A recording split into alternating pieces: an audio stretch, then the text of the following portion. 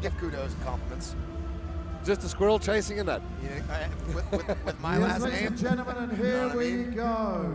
We are scheduled for three 3-minute rounds of action. This is for the Unified Junior Welterweight Championship of the World. Now let me introduce you into the blue corner, representing Ireland, Paddy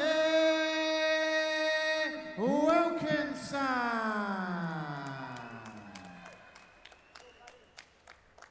And now into the red corner, representing Canada, it is Jett Grande. Your referee is Mr. Kevin David. You can see some of the damage there on the face of Jett. He had a very tough fight yesterday. Managed to come through it. You can see the ear there's got a bit of blood in it. Someone's going to have to drain that. That's never fun. Let's get up and let's get ill, fight fans. This is junior welterweight finals action, Ireland versus Canada. As soon as you see those cauliflowers on a guy, you know where he spends a lot of time. Man, again, it just shows my age, though. We always got them drained. I always wore headgear when wrestling. And again, it just is a new breed and a new fashion piece, if you will. Yeah, in the old days, it was something you try to get rid of as quick as you can. Now it's almost a badge of honor to show how much time you spend on the mat. Man, they made us go straight to the doctor when it blew up. A lot of guys really, again, enjoy the cartilage. There you can see Jett working from that guard position. He stays very busy on top. I wouldn't see the the referee necessarily standing him up. He is very active, very busy. Right. From the top, everywhere he works, he just stays active. This first minute of the fight is actually how his whole week has gone. I mean, like you were talking about it, he didn't fight yesterday. He fought on Thursday. And on Thursday, it was this all day long. I was doing solo commentary for his fight on cage number Dose, I believe. Remember, we are international, so I will go multiple languages. Yeah, we had 4 cages for the first couple of days, down to 3 cages, and now down to 1 on the final day. Jett has a very active work rate. I'm sure the day off did him no disservice, considering how busy that man is. Yeah, what did you do? I just slept. Yep.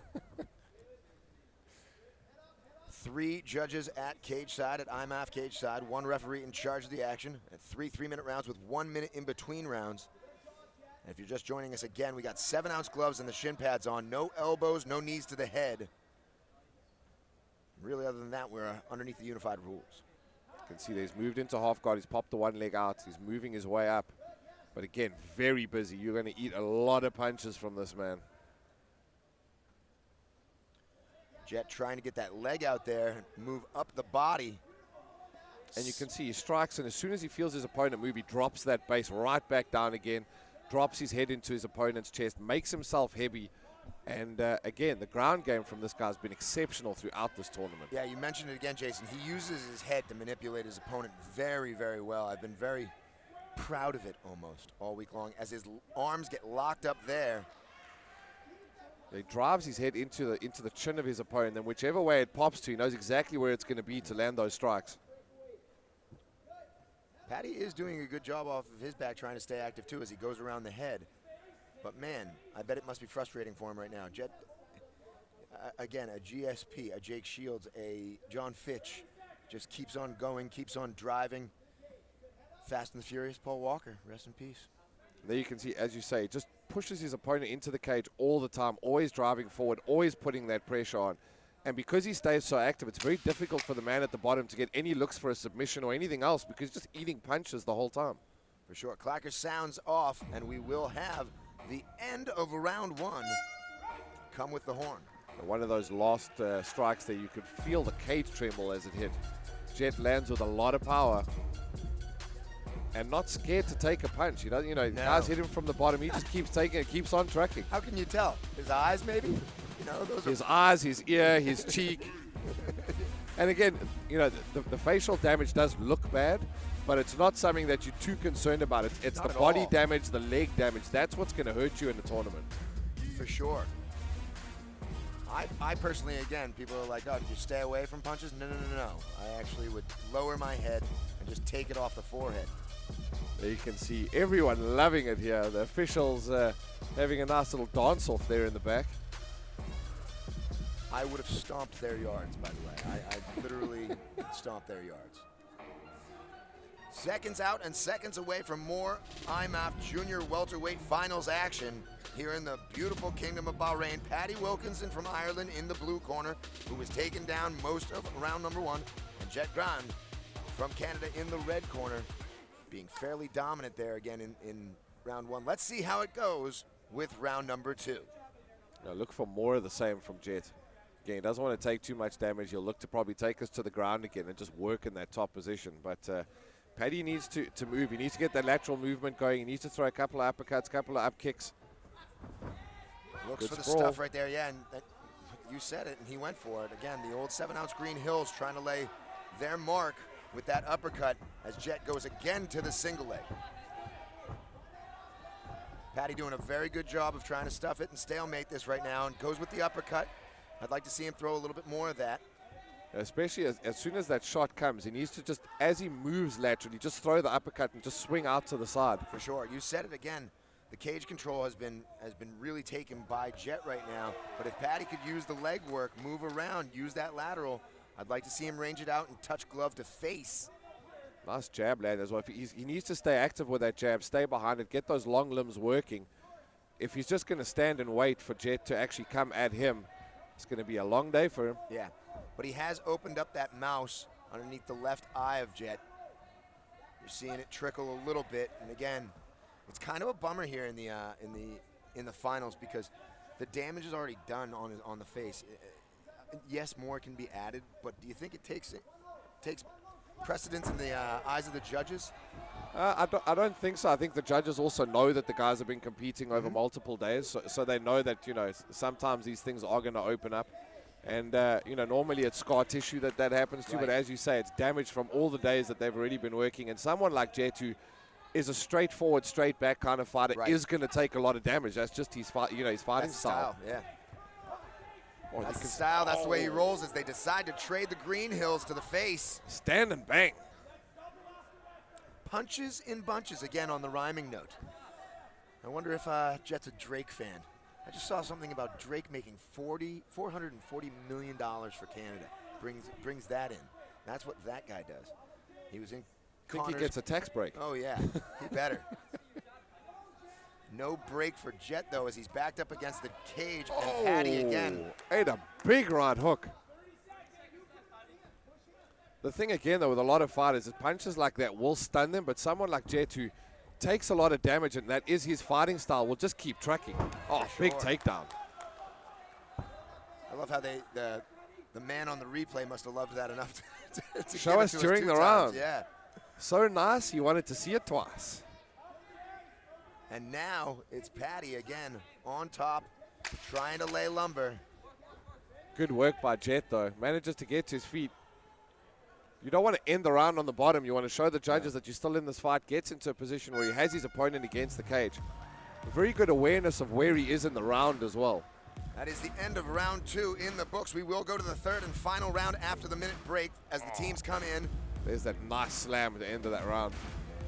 Now, Jay, again, man, I know we're not the judges, but let's play the game. I personally, again, Jett definitely had round number 1. I think it's even going into round 3. Man, yeah, I think the round 3 is going to swing it for whoever wants it more.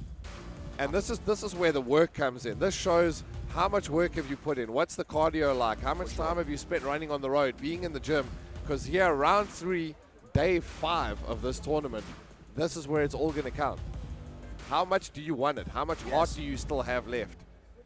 And where has the fatigue placed you? Again, a lot of these guys go sprint, not marathon. Some of them have to, though, realize that they've been here all week long, and this is the finals. It is a marathon. It's not even a marathon. It's an Ironman. It's a multi-universal Ironman. Ozzy Osbourne, he would be proud of it.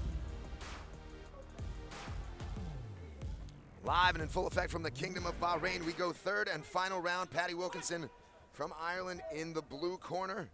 Jett Grande from the red corner from Canada. Yeah, Paddy's still looking very relaxed. Yeah. You can see Jett just moving forward again, that same style. Leads with his face. Yeah, both guys are calm, cool, and collected as the low blow comes. We do have the 5 minutes he can take. Sportsmanship and procreation. We believe in both, so we will give him the time. 5 minutes. You know, those are never fun. No. What, getting juiced in the crotch isn't a good time? Is that what you're saying? And the problem is, it's not just the fighters that feel it. Everyone I feels feel that. It. Everybody feels that. Having a nice little conversation with us in between while he was taking his break. Always fun. Didn't know we'd be interviewing the fighters today, but hey, man. I'll take it. I'll take it. Quite the character. And the good thing about that is it shows where his head is at. He's not too tired. He's still listening to everyone around him, including us. Oh, big uppercut landed. Paddy looking fresh. He is looking like he could go another 3 rounds. And then 1-2 came over. You saw how he rotated his shoulder fully into it, gets the torque, gets the power, and if that one lands on the chin, get that man a pillow. See, still a lot of bounce in that step. This is also where, the multiple days, but how many rounds have you had to put in through those days? You want to get in, get out, not take damage. And this is where it's showing. Jett has had a very hard tournament so far, especially with his fighting style. Paddy Wilkinson looking much fresher at this point. Yeah, I would like to see him bring in the kicks again. He had a lot of low kicks earlier on in this tournament. We haven't seen many of those as this fight is going on. And also, when you're this tired, the shot is almost impossible to actually get going because there's no explosiveness left. Sure. I don't think his nose is broken. We've talked about it, but he's definitely breathing out of the mouth is Jett. And again, I think that shows that fatigue has kind of set in on him. As I say it, though, he drives him up against the cage, scores the takedown, and that's exactly what he needs to do with less than 1 minute here in round number 3, the final round of this junior welterweight grand finals bout.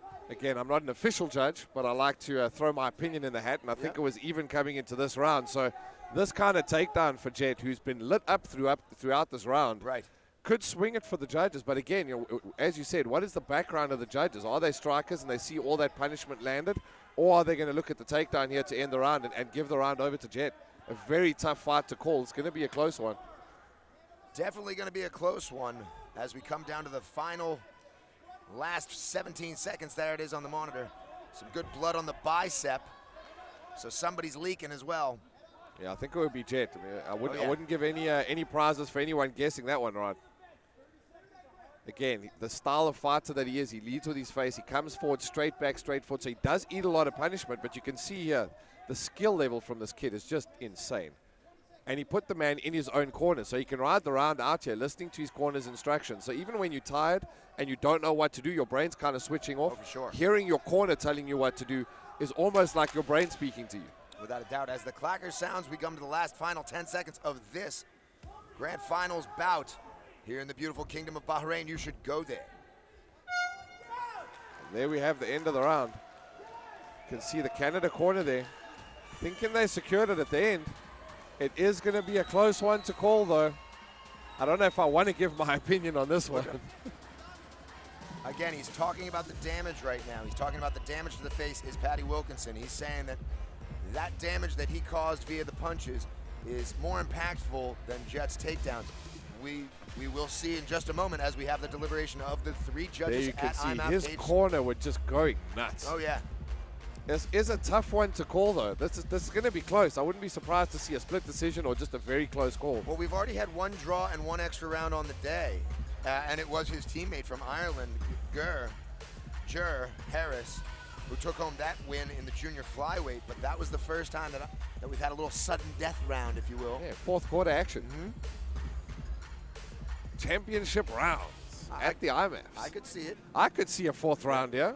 I would not hate that. As I said, when these 2 came out, this is probably going to be the fight of the day, and it hasn't disappointed yet. Come on, give us a 4th round. Exactly. Where's Mark Goddard at? He's omnipresent. He's always around. Say his name 3 times and he'll appear. Exactly. Beetlejuice, Beetlejuice, Beetlejuice. And all of a sudden, Mark pops up. The teams are in again. The scores are being tallied. It's taking time. As I said, this is going to be a close one. Could we see a round 4? Come on, judges. Well, the hands are being held right now, and we'll turn it over to our host with the most for the announcement. Oh, he's not in the cage yet. So. Yeah, there he comes. The smooth, easy listening sounds. Yes, ladies and gentlemen, after 3 rounds of action, we go to the judges' scorecards. Judge number 1 scores the contest 29 points to 28 points. Judge number 2 scores the contest 29 points to 28 points. Judge number 3 scores the contest 28 points to 28 points. So your winner by a majority decision and the unified junior welterweight champion of the world, the red corner from Canada, Jett. So as I said, it was going to be close, majority decision there. One judge calling it a draw. Jett, Grande. Very good fight by both of these guys. Let's go over for the This is interview. your junior welterweight champion of the world. Jett, Grande, it's not just been a tough fight today, but you wore the scars of the fights coming into this. Just describe the week and describe what it means to be crowned junior welterweight world champion. All I can say is thank you for everyone in the crowd coming to watch me. Thank you for Bahrain for hosting this event. Thank you for the Prince. Thank you for my sponsors, Global Overhead Doors, Never Tap Canada, Beulah, and DK Lock.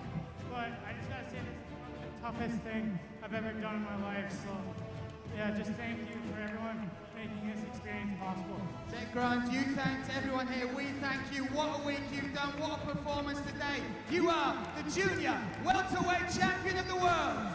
Yeah, he's definitely been a standout fighter for me. Watch this kid, follow him as he goes forward. And now we'll go over to another medal ceremony.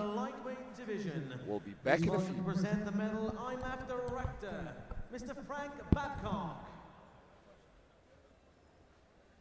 And now, ladies and gentlemen, please welcome to the podium your junior lightweight medalists.